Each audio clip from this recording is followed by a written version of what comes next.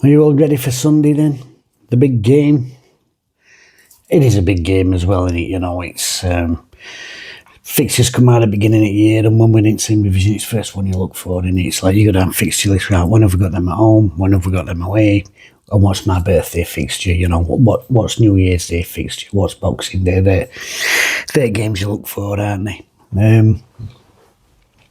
Big game. I won't say derbies are games I've ever looked forward to. I don't know about you. Even when I was a kid, you know, we got a brilliant side when I was a kid. You know, we were in European sports, pushing for a top division title. Sounds unbelievable now, but we were. And even then, I didn't really look forward to playing them. Obviously, back in those days, it was a bit of a culture clash. We'd got, chock-a-block full of internationals, and the way that we played football, they were a bit more Route 1. Obviously, Dave Bassett, but I've got a lot of respect for Bassett, actually, and the job he did at United. Not with a massive budget as well. And I thought, that is going to be a tough game. And over both those games, it did, But were we 8 points short at title, I think, that year? 7 points. We lost 6 to them. Never a game I've really looked forward to. I think the best that you can say about derby games is it's a week full of tension running up to them. And after the event, if you've won, fantastic. And if you've lost, and then, of course, there's banter, yeah. I always think banter is a word used by people who aren't funny when they're trying to make a joke. I think banter's a word that quite often we use as a sort of headline banner to hide nastiness and vitriol, if I'm honest with you. And they don't have to be like that, do they? I don't think. As I've said before, I'm quite lucky that the United fans I know I get on brilliantly with. And maybe it's just me, maybe I'm lucky, but the United fans I know are actually football people. My in-laws are United supporters. My father-in-law. We have some great chats about football, when I go around, or we'll go for a pint. And in fact, when I was managing in amateur leagues, he used to come do pre-season training for me. And United fans at work, I've got a United fan at work who I talk to every day. And even after derby games, even after the first derby game at the beginning of the season, there were probably 30 seconds or a minute of, wee. And after that, we were talking about the actual game and sort of breaking it down and making different points about key battles on pitch and what had happened, We sort of both agreed that midfield had sort of cancelled each other out largely, and he would on about Raksaki, saying, he'd had a blinding start to the season, and Johnson were probably best opposition player who'd done a job on quietening him up. So, as football fans, I think you can talk about a game in a, dare I say, in a mature manner after the event, and I'm quite lucky in that sense. But I can understand why some fans get tense, because they work with opposition fans who aren't like that, and I've had experience of that myself in the past, and so I can see why people get tense coming up to these games, because you do at some stage in life work with those people who you are desperate to get one over on them because of their personality types. About a couple of examples. I mean, years ago I worked with a United fan who, and there's no other way of saying this, he hated Wednesday more than he loved United. Honestly, he did. And there'll be people who's watching this who know exactly who I'm on about. He would come in on a Monday morning, and it almost didn't matter what United had done as long as Wednesday had lost. He was happy. If we'd lost 2-0 and they'd lost 4-0, he'd be buzzing that we'd lost 2-0, And I think what probably highlights that little story about him, lockers at work, mate of mine at work, he's got pictured up a Wednesday at Wembley against Barnsley with all ticker tape and this and other. You decorate your lockers and what have you. But this United fan, it's going back, it's got to be 10 years now. His locker, he got a picture of Jack Hunt crying on pitch. But he got nothing about United on there. Now you might say, understandably, he's put that on there to wind you up, Jim. But his locker was in a separate cupboard that nobody else had got a key for. So no Wednesday fan would see that, which means he'd put that picture of Jack Hunt crying on his locker for him. He'd not put it up for my benefit to wind me up or any other Wednesday fan. He put that on there to cheer him up every Monday morning.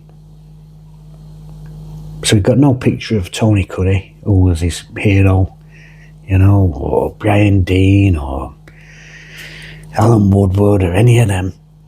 He got a picture on his locker of Jack Hunt crying because that helps him get through his day. I find that weird. I find that totally bizarre. And I'm sure a psychologist would have a field day with somebody with that personality. And another one that sticks in my mind is when I got my first job, I was about 17, working on a factory floor. And obviously there's some rough asses. But there were all sorts in there. There was a Mansfield fan in there, lots of Chesterfield fans, Wednesday United, and we'd all have a bit of a laugh about football. But there was one you couldn't have any joke with him. You couldn't even really have a serious chat about him, football with him, I couldn't go up to him and say, you've signed him, he's a good player, this and other, because he wouldn't even entertain talking to you. His hatred was that high. And I was talking to a mate of mine one day, United fan, and we used to have a bit of a joke. And at that time, United were a bit of a long ball side, They got, obviously, I think it was Dean up front and Garner, Alan Cork, all that sort of generation. And they signed Gordon Cowans. So we're having a bit of a joke with my mate. I said, Gordon Cowans. I said, nah, then. He is a proper footballer, him, brilliant at Villa and this and all that. So my mate says, I thought you'd be taking Mick. I says, no. I said, what a player he is, Gordon Cowans, proper footballer. I said, a player who can put his foot on ball. I said, he can't kick it anymore, he's too old, but he can put his foot on it. So it was just a little joke, and my mate were like, here we go. Now this third party United fan heard this, and he would just, I'm gonna fucking stab you, cunt. It's like, I'm not even talking to you, but that was just the attitude. Really vitriolic, just pure hatred. And I know they always say that football's rooted in tribalism and this sort of, then obviously you go back to 70s and early 80s and there's all hooliganism. And I think some people probably still live in that on both sides of the divide. But it's not something I could ever understand, because I just love football. I love the game itself. And I think my support of Wednesday has always been aligned with that I just love the game of football. So, I will have a laugh and a joke with supporters of other teams. And if they lose, like I said, United fans at work will have a little bit of a joke, but there's none of that pure hatred and animosity that you see with a lot of people. And I almost think it's sad it's that way, because, we're in same city, we're same people, really, aren't we? And yet, for that 90 minutes and probably that week beforehand, whatever, there is that needle. There is that needle. And like I said, for some people, it's a needle that lasts their entire lives, of pure hatred, which I can't really get behind, if I'm honest with you. Obviously, I want to beat them. And people talk about bragging rights. Like I said, bragging rights don't really mean that much to me, because I get on well with my United supporting mates, But like I said, I can understand why bragging rights are important to people who work with arseholes, because, It's always nice to get one up on an arsehole, isn't it? Odd.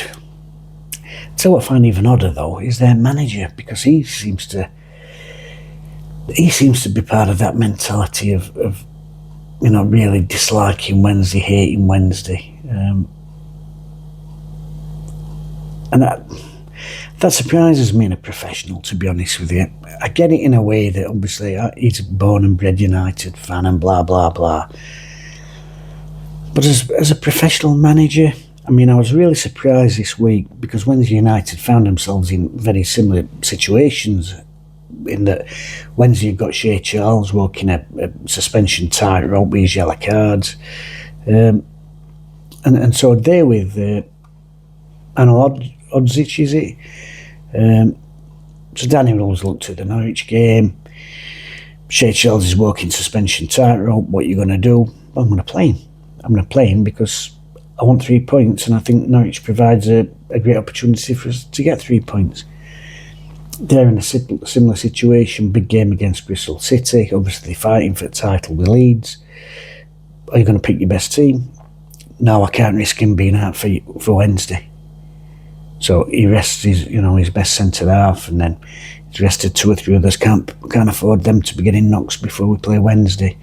And of course they got clawed back for a draw, whereas we went on and won our game. I find it odd that you would gamble a result for one match because you got your eye on the next match. Because you're not guaranteed points in that next match. Just because you rested player against Bristol City don't mean you're guaranteed points against Wednesday. And equally, if we'd rested Charles against Norwich, that don't mean we'd be guaranteed to get any better result against United. You pick your best team on the day, and hopefully that can get you a result. Now, I get that he's a United fan, so the game means a lot to him. But I do think some of it as well is trying to synchronise himself back with the fan base, because obviously he left before the club weren't in the best position. Despite the promotion, they'd not been able to chuck much money about. Obviously they got the Poundland Prince and all that going on. And yet when he left, he still made sure he got that multi-million-pound payout, and then he's ended up back in job, a year and a half later, 2 years later. And I think that rankled with a few United fans, all the boyhood club bit. And I do wonder if the dancing on the table routine after the last game and the, resting all the players for this weekend, I do think that is part of this thing of trying to say, look, I'm one of you, look what I'm doing, resting these players for the most important game of the season. And I find that a bit odd, if I'm perfectly honest with you. That mentality. As for the game itself, I don't think it'll probably be a great game. I think it'd be better than the last one. I thought that was a poor game of football. I'm most surprised that Sky pick it as the match of the day sort of thing, because they're quite often poor games, aren't they? The last one was a tight game, one with one moment of quality from Hamer and Tardis Campbell. But how many 0-0s have there been over recent years? Quite a lot. They're never a great spectacle. And yet, and this is what I go on about with mentality again. Do you remember the game we went down there? I think we got 17 players out injured. I think we'd even been talking about trying to get it called off. There were that many injuries. So we've gone down there with, a smattering of kids inside. I think we had to play Ross Wallace in centre of midfield, who played his entire career on wing previously. Louvens gets sent off after about half an hour, and you think, Jesus Christ, And then Dawson saves a penalty. We cling on with 10 men for the 0-0, and we're saying, bloody hell, what a result that is. Because before the game, all the talk about it being a heavy defeat was probably coming from Wednesday fans rather than United fans. So obviously we were like, but that's a great point, 17 injuries and, playing with 10 men for 3/4 of the game, that's a point's a great result against anybody and getting a clean sheet. And then he comes out after the game, we'd never celebrated 0-0. And I thought, well, you would with 10 men. You would with 17 players that injured, you would. I mean, Christ, you'd probably put it on your honours board. But it's just that there's almost like a pettiness to it, which, like I said, I can sort of understand from some supporters. I've worked with some supporters like that, from both sides of the fence, to be honest with you. But for a professional manager to be going off like that, I don't know. I just think it's poor form. And like I said, I do wonder how much of that is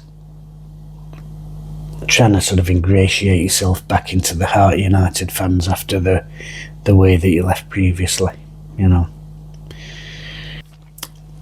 What do I think the game will be like? Well, like I said, I don't think it can be worse than the first one. I thought it was a poor game. Two teams who cancelled each other out largely.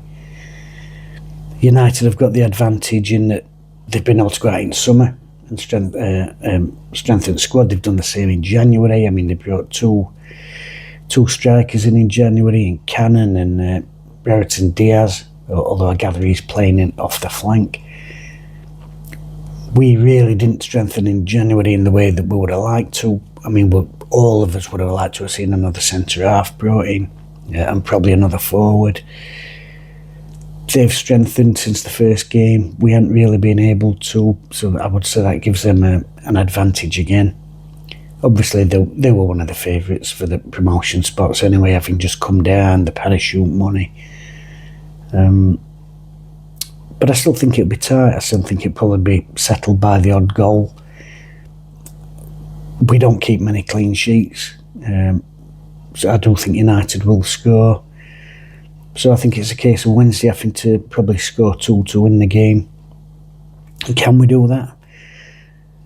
But the one thing I'll say for this Wednesday side is we're never dead and buried. We are the comeback kings in this division, especially in the second half of games. Windass is on form at the moment, which I think are vital timing, and it seems to be a player. He takes a lot of crap, Windass, which I think is completely inappropriate, really. Terrific player for this level. Makes a difference in Wednesday team when he's in and playing. And what he does do, when he does score his goals, he tends to go on little runs, and he's in that form recently, so I'm hopeful rather than expectant, but I'm hopeful and got a little feeling that he might be on score sheet for Wednesday on Saturday. Sunday, sorry. I'm losing track of days. And I think we've got a great opportunity. I think we've got a great opportunity to beat him at a packed Hillsborough if everybody gets behind him, especially if we get behind him when there's a lull. I think that's important because there is always lulls in these games. There's always these, they're top at league or joint top at league. They will have spells of possession at ball when they're on top, and I think that's when really we've got to come into a zone and sort of get behind the lads. Not so much when we're on top and attacking. It's easy to cheer then, but I think we've got to get lads going when we're under cosh. I think that's a time that they really need us, and if we do that together, I think we can get a result, and hopefully we do. And hopefully there's no trouble and no bollocks. And hoping for a more entertaining derby, and hoping for a more entertaining derby with a Wednesday victory, obviously. But it'll be a tight game, and I think it'll be a tense game.